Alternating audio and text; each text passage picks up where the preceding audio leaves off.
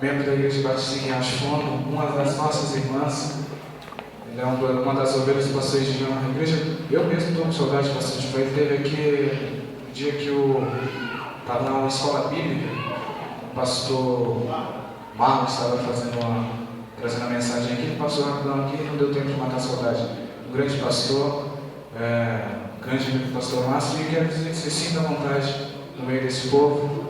Somos um só corpo, então esteja à vontade para trazer a cara de Deus nessa noite.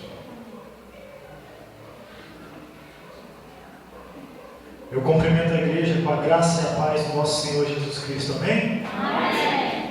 Deixa eu fazer logo uma pergunta de início. Quantos estão aqui para buscar a face de Deus? Amém. Vou ter que perguntar de novo. Foi fraco. O pessoal que me conhece sabe que esse amém me convence, né? Eu quero dizer para você que ainda que você tenha vindo aqui achando que foi contra a sua vontade, ou talvez você veio aqui nessa noite pelo convite de alguém, ou porque não tinha uma reportagem boa no Fantástico. Quero dizer para você que até se você acha que veio nessa situação, foi Deus quem te trouxe aqui. Amém. Porque Ele sabia exatamente o tamanho do teu problema, sabe exatamente o tamanho das tuas necessidades, e Ele preparou esse encontro para que este encontro venha sarar as tuas feridas, venha trazer um bálsamo, um refrigério sobre a tua alma. Então eu vou perguntar de novo: quem aqui nessa noite veio para buscar a face do Senhor? Amém. Amém. Agora ficou bonito. Aleluia. Irmãos, eu não tenho sombra de dúvida de que, como o irmão disse aqui, eu posso ficar à vontade aqui. Já estive pregando aqui uma outra vez, alguns irmãos de Céu Azul, Lud Merelli também, a gente já se conhece. Embora eu seja péssimo com fisionomia, seja péssimo com nomes, os irmãos vão entender isso aí, na medida que me conhecerem melhor, vão entender que eu sou péssimo. Eu consigo falar com você agora e no dia seguinte eu esqueci o seu rosto, né? Mas assim que eu aprendo de verdade. Então, não sei se veio uma garrafa, essa mesmo. Os irmãos estão me entendendo, né? Minha voz é feia, mas é porque deu uma mudada aqui, meus irmãos estão me entendendo direitinho, né? Bom, então vamos lá. Eu estou à vontade, irmãos, porque, como o irmão disse, são igrejas irmãs em Cristo Jesus, mas mais do que isso, são igrejas parceiras, são igrejas que sabem que uma pode contar com a outra, e eu quero aqui trazer do Riacho Fundo 2 exatamente esse recado para os irmãos, que em tudo aquilo que os irmãos precisarem, agora ficou bom, tudo aquilo que os irmãos precisarem, os irmãos podem contar com a nossa igreja, e eu espero que nós também possamos contar com os irmãos em tudo aquilo que nós necessitarmos. Trago um abraço para o pastor Edman, presidente da nossa igreja. Atualmente, para aqueles que não me conhecem, meu nome é Douglas, eu sou vice-presidente lá da Igreja Batista do Riacho Fundo 2, mas nessa noite eu não estou aqui como membro da Igreja Batista, não estou aqui como visitante da Igreja de Morada Nova. Nessa noite eu estou aqui com o único intuito, o intuito de trazer o recado de Deus para o teu coração.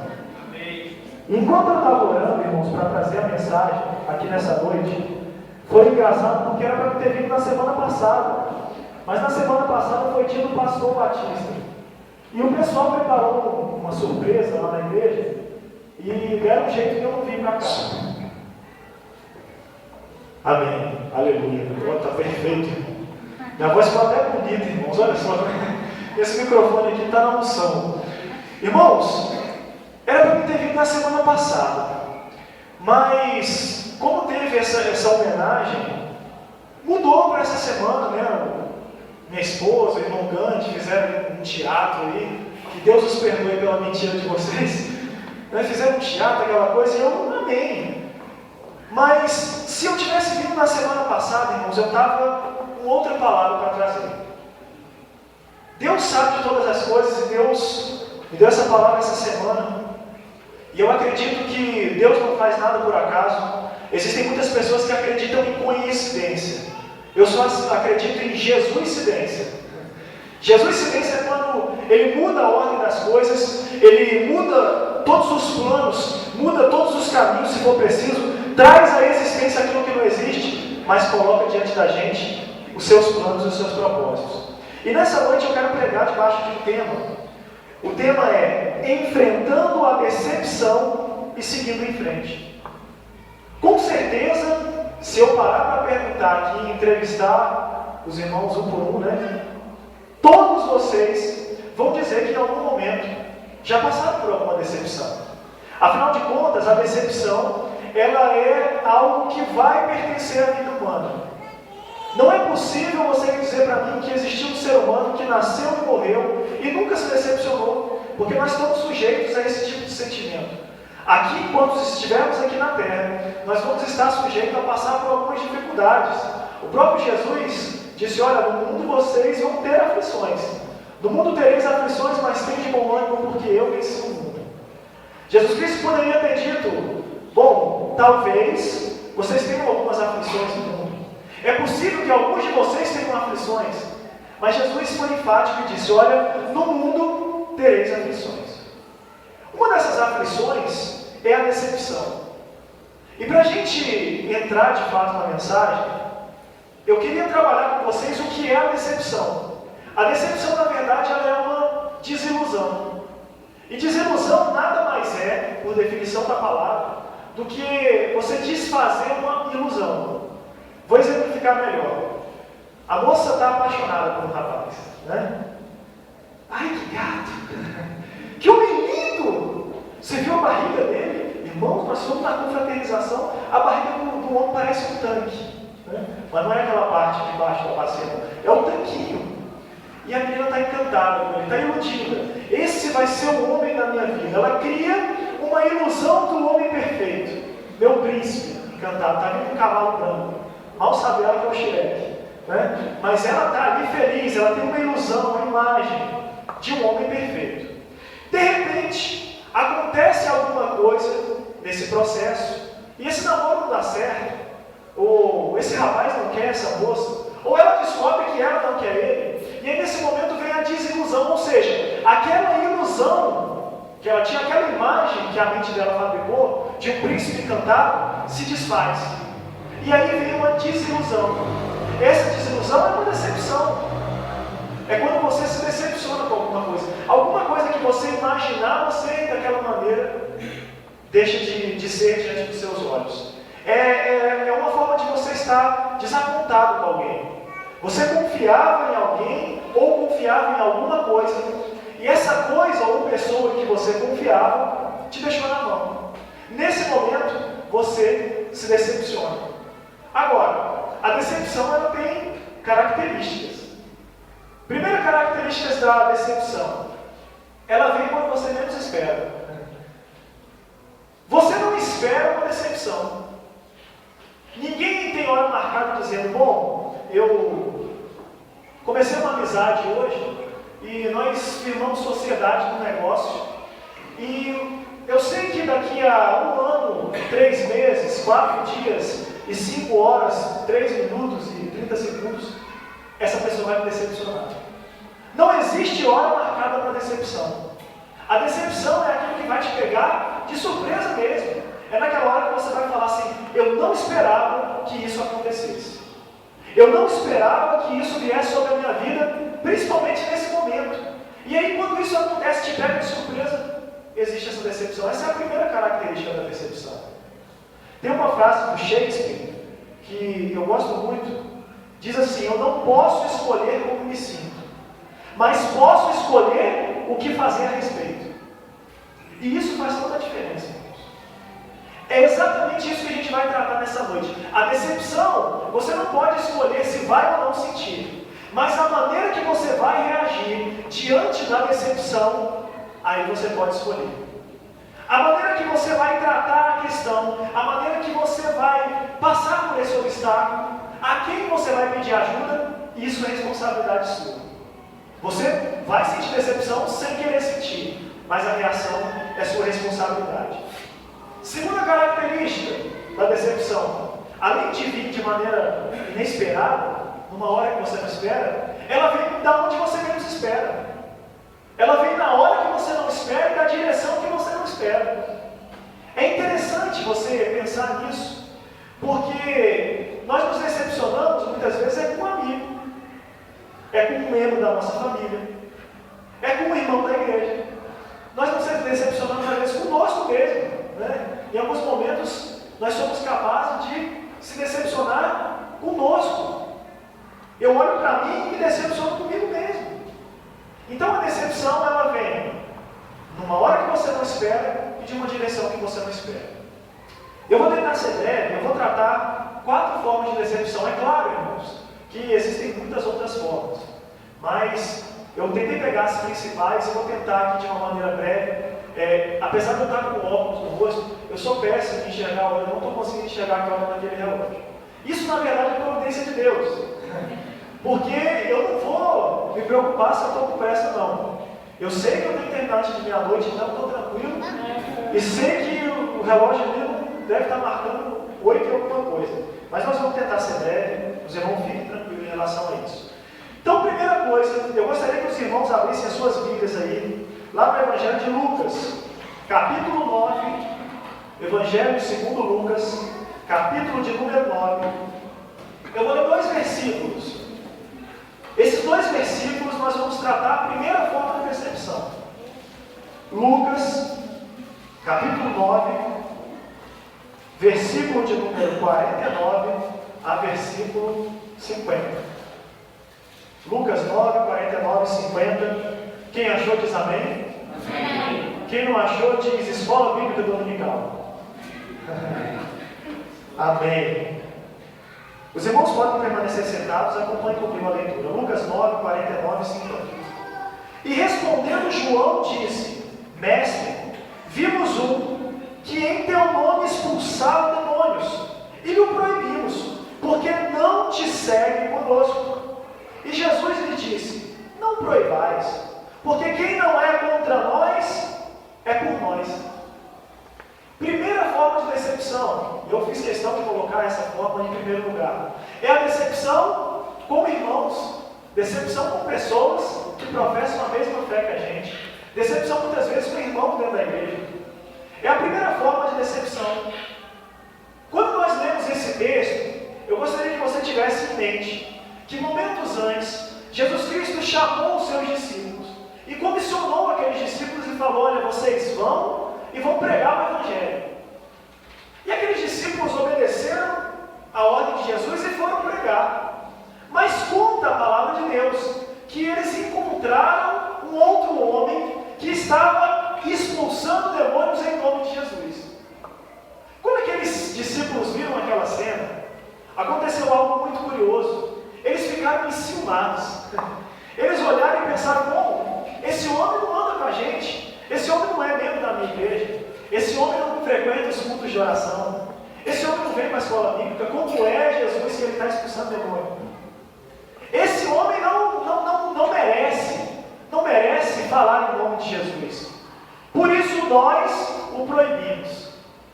Porque aqueles homens, na verdade, pela arrogância deles, eles acabaram se decepcionando com a atitude daquele homem.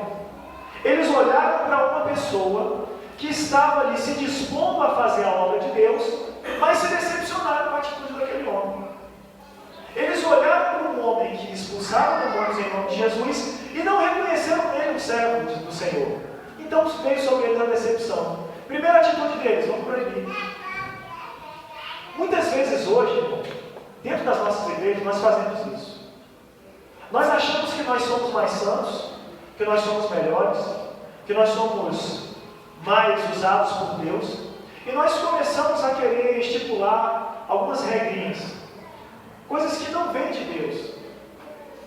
Eu me esqueço que eu minto, que eu faço fofoca, que eu vou para a pizzaria e sou glutão. Eu me esqueço que eu trato mal a minha família. Eu me esqueço que eu solto um palavrão quando eu chuto uma pedra.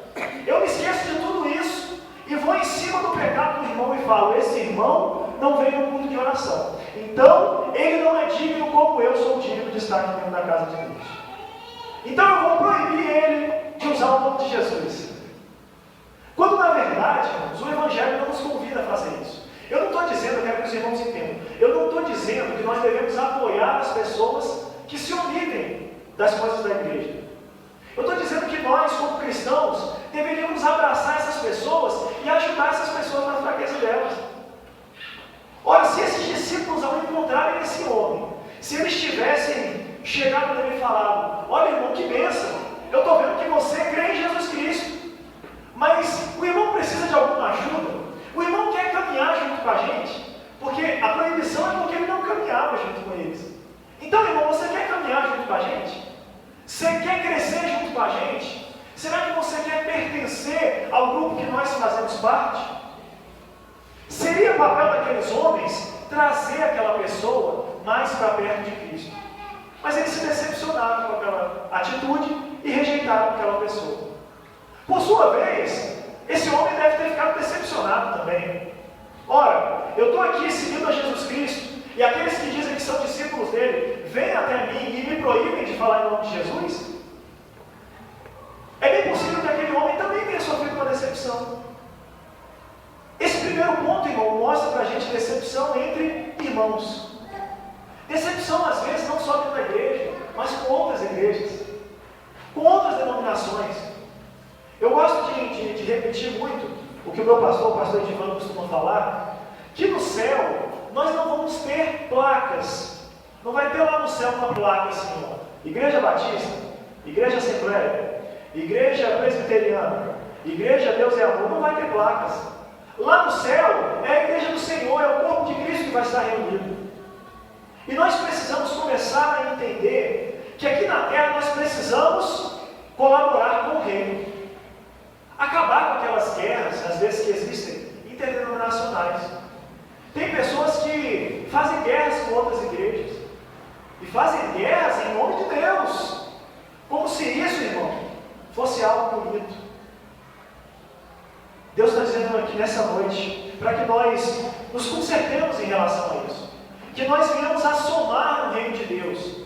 Eu não posso me prender às decepções que outras igrejas me causam, ou que membros da minha igreja me causam. Eu preciso me ligar não naquilo que as pessoas fazem, mas naquilo que Jesus me indicou a fazer. Porque todas as vezes que eu mirar e pensar, olhar aqui para a vida do irmão e falar, agora eu vou ver bem a vida dele. Porque na hora que eu ver ele errar, eu estou pronto para sair da igreja, porque ele deveria estar acertando.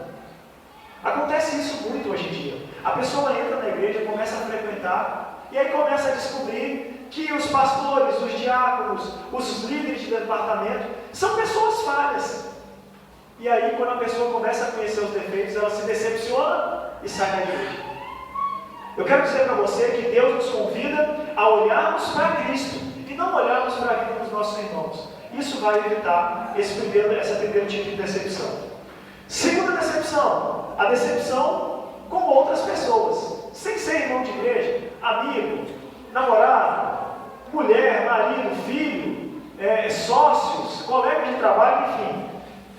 Quem ainda está com a Bíblia aberta vai ficar fácil aí, porque nós vamos continuar no versículo 51 até o versículo 56 agora. Ainda em Lucas 9, versículo de número 51 até o versículo de número 56, diz assim a palavra de Deus. E aconteceu que, completando-se os dias para a sua assunção, manifestou o firme propósito de ir a Jerusalém, e mandou mensageiros diante da sua face.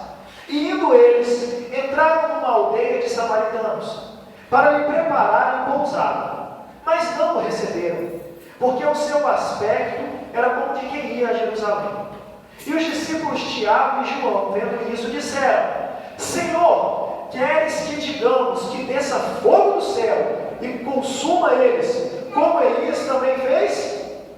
Voltando-se, porém, repreendeu-os e disse: Vós não sabeis de que espírito sois, porque o Filho do Homem não veio para destruir as almas dos homens, mas para salvá-las.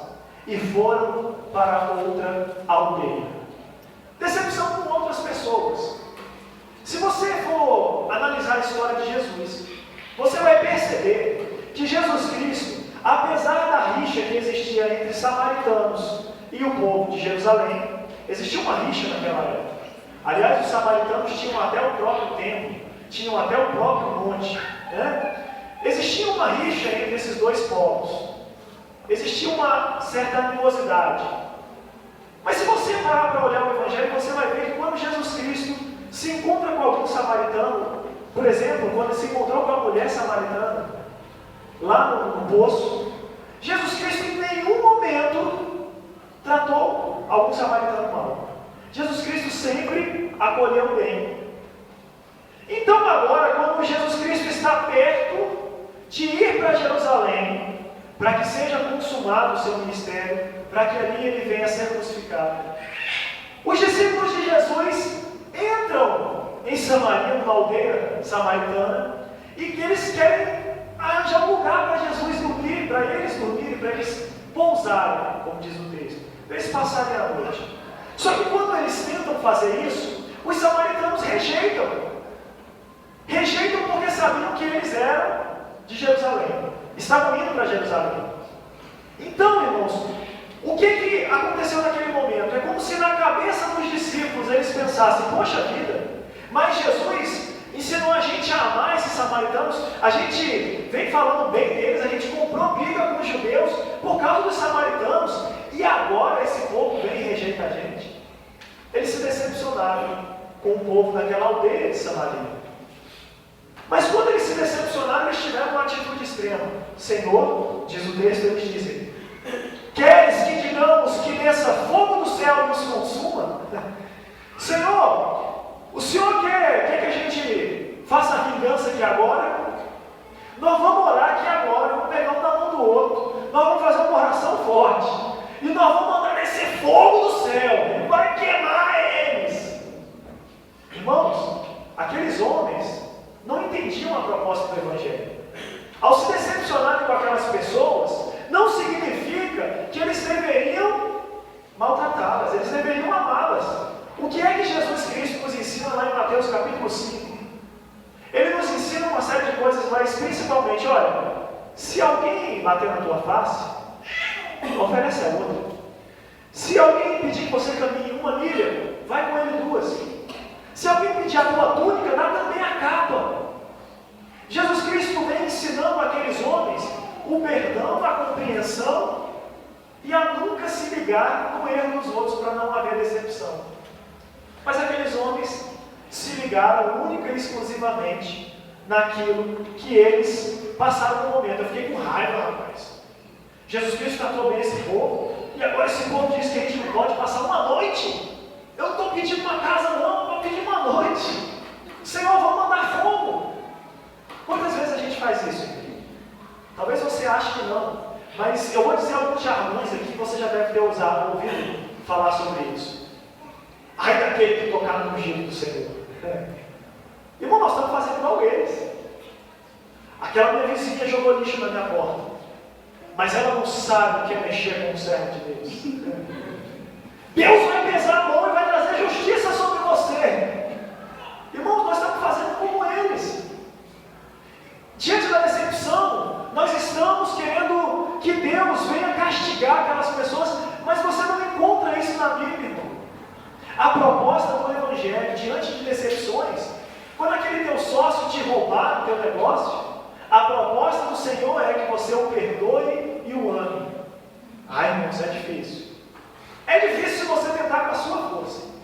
É difícil se eu tentar com a minha força. Mas se nós nos entregarmos ao Senhor Jesus e permitir que Ele guie as nossas ações, até o perdão vai se tornar uma coisa mais fácil. É difícil para aqueles que querem viver sozinhos por si só, né? É o crente que se acha o super-homem. Né? Eu consigo. Meu único problema é a criptonita, mas fora isso, pode botar que eu resolvo.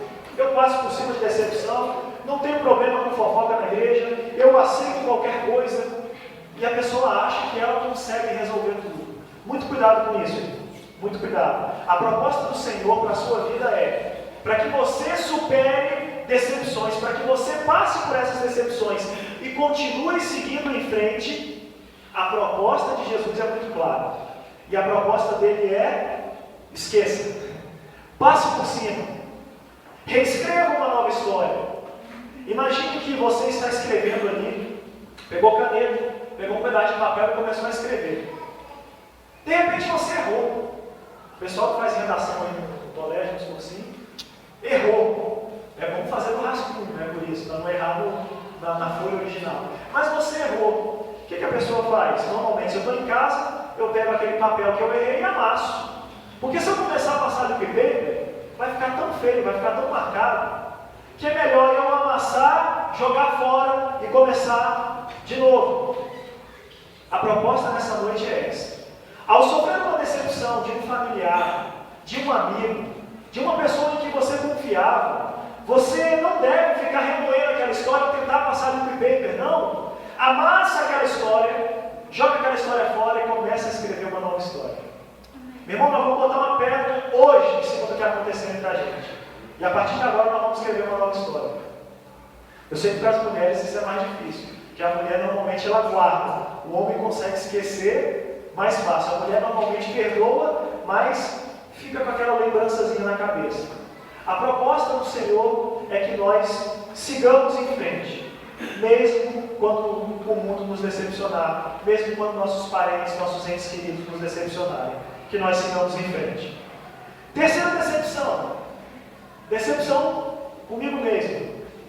Olha só, Lucas capítulo 22 agora, versículos 60 a 62. Evangelho de Lucas, capítulo 22, versículo 60 ao versículo 62.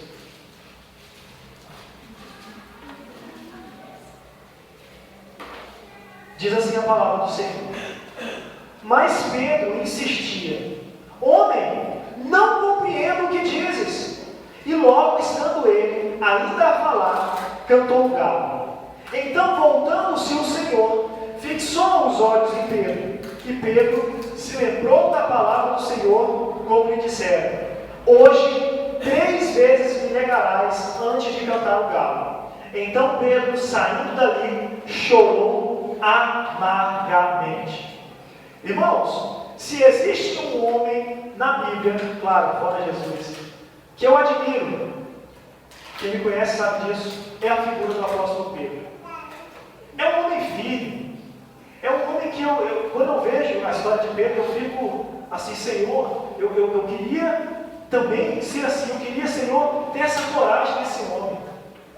Se você for estudar a história do apóstolo Pedro, você vai perceber que Pedro, ele era 8 ou 80. O Pedro não tem meio termo. Quando alguém duvidava e pensava: quem é esse? Será que esse realmente é o Messias? Pedro logo levantava a voz e falava: verdadeiramente és o Cristo, Filho de Deus. Verdadeiramente és o Messias. Pedro, ele não tinha medo de declarar a crença dele em Jesus. Desde o primeiro momento, quando Jesus Cristo chamou Pedro, convocando ele a ser um pescador de homens, agora, pescador de almas, Pedro, ele vai nessa jornada com Jesus, deixa a vida dele para trás. Imagine você aí, talvez um homem de meia idade, bruto, truculento, pescador, irmão, sem muita cultura, mas um homem que acreditou no Senhor. E quando ele creu que Jesus Cristo era o Filho de Deus, daí para frente, nada mais freou a caminhada de Pedro. Imagine você que, em certa ocasião, Jesus Cristo fez um discurso e Jesus Cristo disse o seguinte: olha, aquele que não comer da minha carne e não beber do meu sangue, esse não tem parte comigo. Os judeus ficaram altamente escandalizados. Comer carne humana?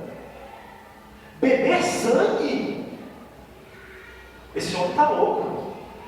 Diz a palavra de Deus que muitos dos que ouviram Jesus, tinha uma multidão. De repente todo mundo foi embora. E foram embora dizendo: duro discurso é este que falaste. As pessoas estavam horrorizadas com o que Jesus disseram. Não compreenderam. Quando Jesus Cristo passou os olhos e viu que todos tinham ido embora, ele olhou o pequeno grupo e ele olhou ali para Pedro e disse: vocês não vão embora também não? Vão ficar? Pedro olha para Jesus e diz: olha, para onde iremos nós, se só tu tens palavra de vida eterna? Aleluia. Irmãos, Pedro, ele era de uma convicção extrema. Pedro estava disposto a enfrentar tudo e todos. Quando Jesus Cristo está sendo preso, irmãos, Pedro não tem medo de enfrentar os soldados que ali estão, não. evangelhos que foi Pedro quem pegou ali uma espada e olha, cortou a orelha de Malco. Foi Pedro, ele enfrentou, irmãos. Mesmo sabendo que era uma guerra perdida, ele enfrentou. Pedro, ele tinha convicção. Tanto que, momentos antes da negação de Pedro, Jesus Cristo diz para ele que ele vai negar. E Pedro fala, não, Senhor, olha, por ti eu darei a minha vida. E quando Pedro diz essa frase, eu quero que os irmãos entendam que Pedro tinha convicção do que ele estava falando. Pedro olhava para dentro dele e ele falava, eu sei em quem eu acredito, eu sei que eu sou de Jesus e eu não abro. Eu sou de Jesus e eu não volto atrás. Eu enfrento qualquer perigo. Eu estou com Cristo. Ele tinha essa convicção. Pedro não estava mentindo quando falou isso. Porém, quando Jesus Cristo é levado preso, Pedro ele consegue um lugar ali na casa do sacerdote, consegue entrar. E enquanto eles estão ali interrogando Jesus, esbofeteando Jesus, Pedro está ali como quem acompanhando meio que de longe. E de repente as pessoas começam a reconhecer Pedro e falam, bom, esse aí é aquele galileu que estava com Jesus. Você está andando com Nazareno. Rapaz, é você sim. E Pedro, quando se viu numa situação de apuro, ficou acuado. O que Pedro começou a fazer? Não, eu não conheço esse homem. Eu já disse que eu não conheço esse homem. Quantas vezes eu vou ter que repetir? Eu não estava com ele, eu não conheço esse homem. E no momento em que ele nega Jesus, pelas 3 vezes, o texto que nós lemos diz que Jesus fitou Pedro nos olhos, fixou os olhos em Pedro. Aquele olhar falou muita coisa, irmãos. Naquele momento, em um único olhar, quem é pai e mãe, quem é filho, sabe o que eu estou falando às vezes? O olhar do pai ou o olhar da mãe já diz tudo. Marido e mulher também, né? Marido e mulher, às vezes a mulher te olhou de um jeito que você já sabe. Você fez alguma coisa. Você pode até não saber o que é, mas aquele olhar já te disse que tem alguma coisa errada. E Jesus olhou para Pedro, e Pedro naquele momento ele entendeu o que ele tinha feito. Naquele momento eu vejo um filme passando na cabeça de Pedro, e Pedro falando, com ele mesmo, poxa, mas eu tinha tanta certeza de que eu não ia negar Jesus. O que foi que eu fiz? Naquele momento Pedro se decepcionou com ele mesmo. E diz o texto que ele saiu dali e chorou amargamente. Existem momentos, irmãos, que nós nos decepcionamos conosco mesmo. Existem momentos que nós fazemos algumas coisas que a gente olha e fala, meu Deus, eu não sei como eu fui capaz de fazer isso. Eu não sei como eu fui capaz de mentir para aquela pessoa. Eu não sei como eu fui capaz de comer um pacote de biscoito escondido e falar para meus filhos que já tinha acabado. Não sei como eu fui capaz de fazer isso. E a gente se decepciona com grandes e com pequenas coisas. Mas nós somos capazes de nos surpreendermos de forma negativa. Muitas vezes a gente se depara com situações em que nós acabamos de fazer como Pedro. A gente sai daquela situação e vai chorar amargamente, porque nem nós mesmos acreditamos que nós acabamos de fazer aquilo. Ficamos com vergonha, porque a decepção, como eu falei, ela vem no momento que você não espera, e ela vem da onde você menos espera. E ela pode vir de mim mesmo. E eu preciso, como servo do Senhor, estar ciente de que Pedro foi um grande homem de Deus e passou por isso. Mas venceu essa dificuldade. Eu quero que os irmãos entendam que Jesus não desistiu de Pedro. Esse mesmo Pedro é um homem que no dia de Pentecostes ele é cheio do Espírito Santo, faz um discurso e em uma pregação 3.000 almas se convertem. Irmão, é Deus usando a vida de um homem que tinha negado ele há algum tempo atrás. Há cerca de 50 e poucos dias atrás, Pedro nega Jesus. 50 e poucos dias depois, menos de 2 meses, Pedro está fazendo um discurso. O Espírito Santo está enchendo a vida de Pedro e 3.000 almas se convertem. Eu quero dizer para você que ainda que você se decepcione com você mesmo, às vezes a gente assume algum cargo na igreja e a gente viu que não deu conta de fazer e se decepciona. Às vezes, você se decepciona porque você não tem conseguido dar à sua família aquilo que você acreditava. Às vezes você se decepciona com a tua história. Você olha para trás e fala, poxa, quando eu era novo, eu sonhei em fazer faculdade, eu sonhei em ser presidente de uma multinacional, eu sonhei em ser jogador de futebol, eu sonhei em ser cantor, eu sonhei em tantas coisas, e hoje eu olho para a minha vida e eu estou decepcionado com o que eu sou. Eu quero dizer para você que isso é só mais uma artimanha de Satanás. Tentar fazer com que você fique encurralado nessa tua decepção. Jesus Cristo tem algo maior para a tua vida. Aleluia. Ainda que você tenha passado por problemas como Pedro, Jesus Cristo tem mais para você. Irmãos, Pedro foi um homem que entrou para a história. Só Jesus e Pedro caminharam sobre as águas. Quem mais você conhece que andou sobre as águas? Tem aquela turma que gosta de dizer que Pedro tinha pouca fé, que Pedro era um sujeitinho que afundou. Mas eu quero perguntar para você, antes de afundar ele andou. E quem foi a outra pessoa que você conhece que andou sobre as águas? Pedro, por ser essa pessoa que não negava Jesus, ele tinha sim uma convicção de que ele amava o Senhor, embora ficou marcado com essa história da negação. Pedro, ele experimentou algo sobrenatural vindo da parte de Deus. E nós somos convocados pelo Senhor a experimentar coisas sobrenaturais na nossa vida. Somos convidados pelo Senhor nessa noite a experimentar milagres dentro da nossa família, experimentar milagres no nosso trabalho, milagres na nossa finança. Somos convidados a enfrentar milagres, nos defrontarmos com milagres dentro do ministério que Deus te deu. Trabalho com criança, trabalho com adolescente, trabalhos aí na música, trabalhos de serviço social. Deus quer te mostrar o poder dele. Mas você precisa esquecer aquela decepção. Apaga essa decepção da tua vida e vai ser usado como Pedro foi depois do Pentecoste. Quarta decepção para a gente fechar. Quarta decepção. Decepção é essa que não é uma decepção que deveria pertencer ao ser humano. É uma decepção falsa, colocada pelo diabo para tentar levar, enganar, se possível, até os escolhidos. Mateus, capítulo 26, versículo 47 a 50. Mateus, primeiro evangelho do Novo Testamento, capítulo 26, versículo 47 ao versículo de número 50. Diz assim a palavra de Deus: falava ele ainda, e eis que chegou Judas, um dos 12, e com ele grande turba com espadas e borretes, vinda da parte dos principais sacerdotes e dos anciãos do povo. Ora, o traidor lhes tinha dado este sinal: aquele a quem eu beijar é esse, prendei-o. E logo aproximando-se de Jesus lhe disse: salve, mestre, e o beijou.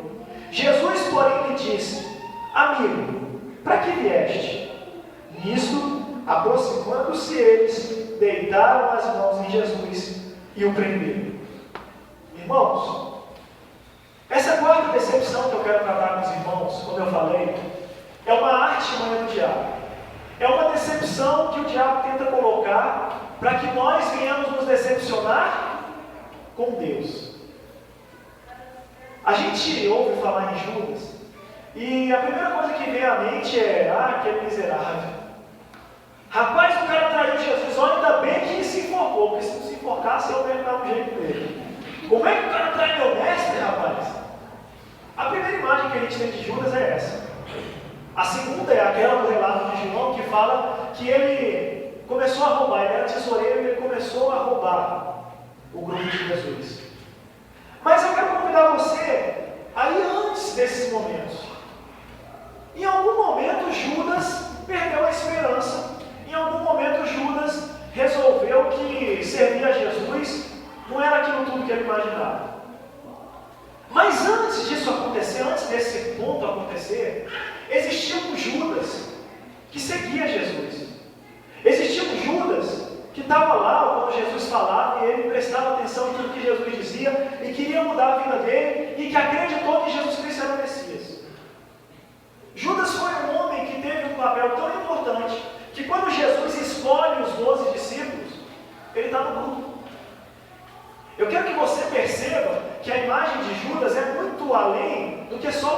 traiu Jesus. Judas também foi aquele cara que despertou ali o olhar de Jesus e ele falou: esse vai ser um dos 12. Embora Deus tenha presciência de tudo e saiba o que vai acontecer mais na frente.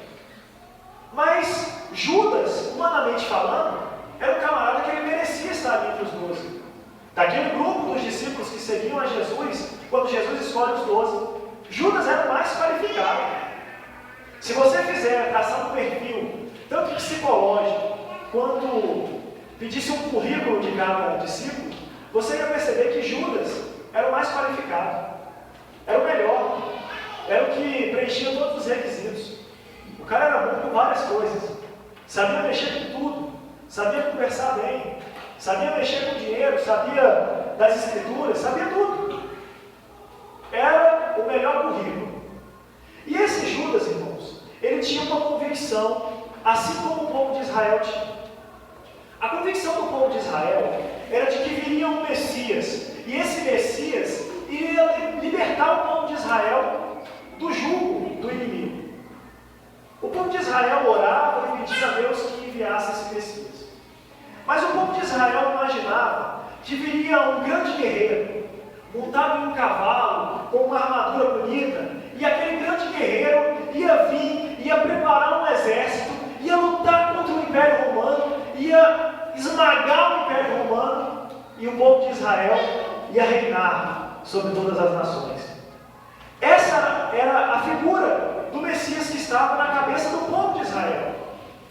É por isso que quando Jesus Cristo vem dizendo: olha, ama o teu inimigo, se te pedir emprestar, dá uma vez. Quando Jesus vem com um discurso desse, ele encontra dificuldade em muitas pessoas para que essas pessoas aceitem que ele é o Messias. Por isso os judeus perseguiram tanto os apóstolos. Por isso os judeus, até hoje, eles oram pedindo que o Senhor envie o Messias. Até hoje. Porque eles acreditam que Jesus não foi o Filho de Deus. Então Judas pertencia a esse povo que queria um Messias general, um novo Davi. Um homem que ia vir para conquistar. Mas no dia a dia, isso aqui eu estou só especulando, gente. No dia a dia, Judas começou a perceber que Jesus Cristo não era aquele general que ele esperava. Judas começou a perceber que não ia ter quebra do Império Romano, coisa nenhuma. E em algum momento, Judas se decepcionou com a figura de Jesus. Porque deu espaço para que o diabo, diz a palavra de Deus que Satanás entrou nele e ele saiu para ir trair Jesus, na noite da ceia. Então, em algum momento, Judas começou a dar brecha para que o diabo usasse a vida dele, para que o diabo ficasse ali no ouvido dele, colocando um monte de abobrinha. E aí Judas começou a acreditar que Jesus Cristo talvez não tivesse com essa bola toda. Eu sei que eu estou falando para algumas pessoas aqui, e no seu dia a dia, às vezes o diabo usa um colega de trabalho, às vezes usa até o seu pensamento, para você ficar falando: será que Jesus realmente tem poder? Olha, há quanto tempo eu tenho orado pelo meu casamento? Há quanto tempo eu tenho orado pela conversão dos meus parentes? Há quanto tempo eu tenho pedido um emprego digno para que o Senhor me abençoe? Há quanto tempo eu tenho pedido para Ele me curar de alguma enfermidade? E às vezes o tempo vai passando e a dúvida vai entrando. Você começa a se perguntar: será que Jesus Cristo realmente tem esse poder? E nesse momento, irmãos, é um momento de guerra espiritual, é um momento onde as forças do mal, elas tentam fazer com que você desista. Mas nesse momento você precisa pedir a força do Espírito Santo de Deus para que você prossiga. Porque senão você corre um sério risco de fazer o que Judas fez. Se decepcionar com a figura de Jesus e começar a apostatar da sua fé. Quer saber? Não vou para a igreja hoje não. Eu estou tão cansado. Todo domingo é a mesma coisa. Eu vou ficar hoje, eu vou ver a Fátima Bernardo, não, quem é aqui de Presente Fantástico? Glória Maria, o outro lá que eu esqueci, o Moseque Camargo. Eu vou ver o Fantástico. Não, hoje eu não vou para a igreja não, eu vou para a pizzaria, porque todo domingo é a mesma coisa, eu já estou cansado. Aí o irmão chega para você e fala: irmão, olha, vem para o culto de oração, nós vamos pedir do lado do Senhor. Você fala: mas eu já fui em tantos cultos de oração, eu acho que vai dar certo, meu caso está perdido. Meu caso é impossível, eu não acredito que Deus vai fazer nada. E você começa a se decepcionar com Deus. Porque você permite que o diabo trabalhe na sua mente. Irmãos, a palavra diz que o diabo, ele está aí para tentar enganar, se possível, até os escolhidos. Se possível, ele quer tirar até os escolhidos do seio da igreja. É necessário que nós tenhamos cuidado, irmão. Não permita que o diabo traga decepção sobre a sua vida. Em nenhum sentido, mas principalmente que você venha se decepcionar com Deus. Eu quero dizer para você que o tempo de Deus é um tempo perfeito. Não é o nosso tempo. Nós enxergamos aquilo que está diante dos nossos olhos. Nós nos esquecemos que existem coisas mais na frente. Cristóvão Colombo, quando levantou a possibilidade de pegar um barco e viajar em busca de terra, as pessoas diziam que ele era maluco, porque elas olhavam para o horizonte e elas só viam água.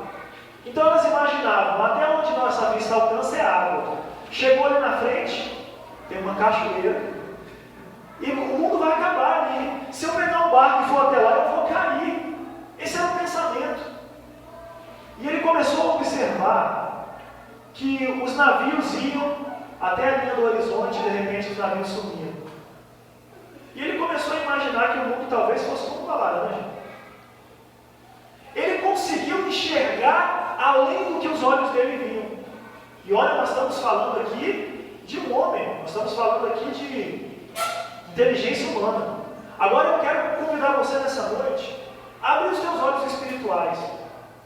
Talvez você tenha vindo aqui hoje decepcionado com a sua família. Talvez você se decepcionou com a sua igreja. Talvez você se decepcionou com algum pastor que passou pela sua vida. Talvez você tenha se decepcionado aí simplesmente com seus colegas de trabalho, ou com o teu patrão, ou com o funcionário.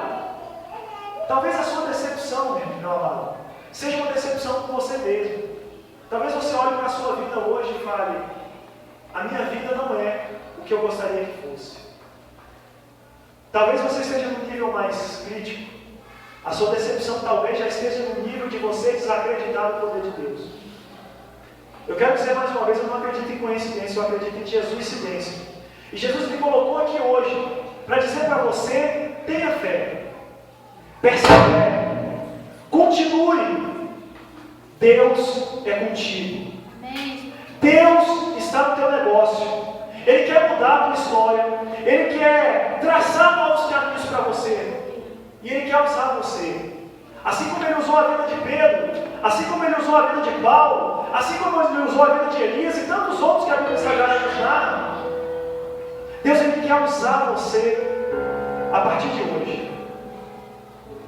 Eu queria convidar você que tem fé em Deus, você que sente que Jesus pode trazer uma nova história na sua vida.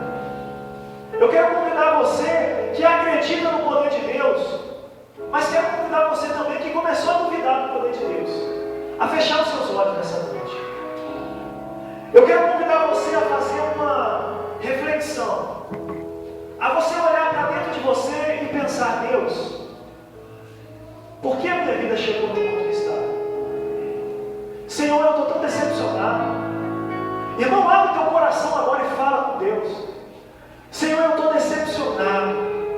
Estou decepcionado porque as pessoas me enganaram. Estou decepcionado porque eu depositei amor em pessoas que não me deram amor. Estou decepcionado, Senhor, porque eu acreditei que quando eu levantasse a minha mão e entregasse a minha vida a Ti, tudo ia ser diferente. Senhor, eu estou decepcionado porque eu tenho sofrido dia após dia e eu não quero mais sofrer. Fala agora para Deus o que tem decepcionado a sua vida. Agora é você e Deus. Toda a igreja está com o olho fechado. As pessoas estão orando nesse momento. A pessoa que está do seu lado não vai poder fazer nada por você. Então esquece a pessoa que está do seu lado agora. Olha lá no teu interior. O Espírito Santo de Deus está lá dentro do teu coração. E Ele está com os braços abertos dizendo: vem. Vem, porque eu sou o teu socorro bem presente na hora da tua angústia. quero reescrever a tua história. Eu quero te mostrar que existe sorriso, mesmo depois do choro. Eu quero pegar você no colo e quero cantar músicas para você, como um pai faz com o filho. Quero cuidar da sua vida. Nesse momento, Deus está falando com o seu coração, meu. Eu quero dizer para você que quando Jesus pensou no dia de hoje, quando Jesus projetou o dia de hoje, te trouxe aqui para estar me ouvindo, o propósito dele era trazer a alegria sobre a tua vida. O propósito dele era reanimar, reacender a fé que existe no teu coração. A palavra de Deus diz: aquele que não tem fé, peça. A palavra de Deus também diz que sem fé é impossível agradar a Deus. Portanto, eu quero te convidar nessa noite a exercer a tua fé. Eu não sei, meu irmão, o que tem afligido o teu coração. Eu não sei quais são as coisas que têm tentado fazer você retroceder. Eu não sei quais são os problemas. Mas eu quero te convidar nessa noite a exercitar a tua fé.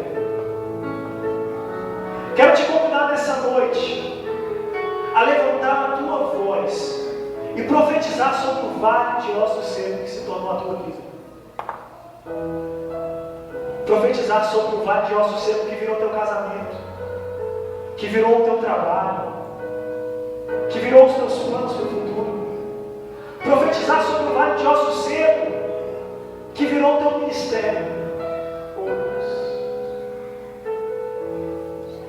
Pai, em nome de Jesus, nessa noite o teu povo, ó Pai, em atitude, ó Deus, de humildade, de submissão, se coloca diante da tua presença para pedir o teu milagre. Pai, em nome de Jesus, visita os corações que aqui vieram nessa noite. Aonde houver fé, ministra aí, Senhor Jesus, a tua vontade. Aonde houver dúvida, Deus, retira essa dúvida agora em nome de Jesus. Acrescenta fé a esses corações. Deus, aquelas pessoas que nesse momento olham para o céu e veem um mar de nuvens negras, mostra para essas pessoas que por detrás dessas nuvens existe um sol brilhando forte. Aleluia. Deus, em nome de Jesus, traz esperança aonde não existe mais esperança. Traz alegria aonde só existe dor. E muda histórias nessa noite. Deus, nós não viemos aqui nessa noite para sentirmos uma emoção passageira. Nós viemos aqui nessa noite para mudar a nossa história. Por isso, em nome de Jesus, receba sobre a tua vida a unção de Deus. A unção que Deus ministra sobre ti agora não é uma unção passageira. A unção que Deus ministra sobre a tua vida agora é para que você, diante de qualquer dificuldade, saiba segurar na mão do Senhor. Talvez, assim como Pedro, você tenha começado a caminhar sobre as águas, mas duvidou e começou a afundar. Eis aí a mão do teu Deus. Segura nela agora. Tenha força, tenha bom ânimo. Eu venci o mundo. Junto comigo você vencerá. Deus, em nome de Jesus. Em um gesto de fé, ó Pai, eu quero te agradecer, ó Pai, por todos os pedidos que foram colocados aqui nessa noite. Quero te agradecer, ó Deus, porque tenho certeza que fala a um Deus que me ouve. Fala a um Deus que não está com braços cruzados. Fala a um Deus que nesse momento já está movendo céus e terra em favor dos seus. Aleluia. Deus, eu te agradeço porque sei que o Senhor já enviou teus anjos lá naquele trabalho. Sei que o Senhor já enviou os teus anjos lá naquela família. Sei que o Senhor já enviou os teus anjos lá naquele problema de saúde. Sei que o Senhor já enviou os seus anjos para resolver todo e qualquer problema. Sei também, ó Deus, que tudo que acontece em nossas vidas é plano e propósito teu. Por isso te agradecemos, ó Pai. Porque se enfrentamos dificuldades, é porque existe um Deus que quer nos fortalecer. Obrigado, ó Pai, por essa noite. Obrigado pela oportunidade que tivemos de mais uma vez ouvir a Tua palavra. E obrigado, Senhor, porque mais uma vez nós saímos daqui hoje com a plena certeza de que o Senhor está conosco. Nós te agradecemos, Deus, em nome de Jesus, o Senhor da igreja, o Senhor do milagre, o Senhor da bênção, o Senhor da vitória, o Senhor da fé, o Senhor da certeza da salvação. Amém. E graças a Deus. Louvado seja o nome do Senhor. Amém. E amém. E eu gostaria de agradecer mais uma vez a oportunidade que me foi dada. Mas antes de eu devolver a palavra, eu gosto sempre de falar isso, irmãos. Às vezes a gente chega no culto, Deus fala com a gente sente Deus falando, mas parece que quando a gente dorme, a gente se esquece de tudo.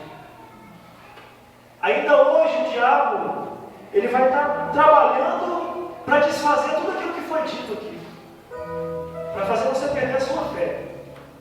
Então eu quero convidar você a não sentir a presença de Deus só aqui dentro da igreja, não, irmão. Quero convidar você a viver o Evangelho de Jesus aonde quer que você for. Se você sair ali fora agora e encontrar aquela pessoa que não gosta de você, eu quero te convidar a exercitar tudo aquilo que você aprendeu aqui hoje. Se amanhã você sofreu uma decepção, eu quero te convidar a exercitar aquilo que você aprendeu aqui hoje. E se em algum momento o teu coração começar em duvidar do poder de Deus, eu quero que você se lembre do final de Judas, trágico, se suicidou, e quero que você pense na figura de Pedro, que errou, assim como nós podemos errar, mas que se reergueu, não com as próprias forças, mas com a força do Senhor. Amém. Louvado seja o nome do Senhor.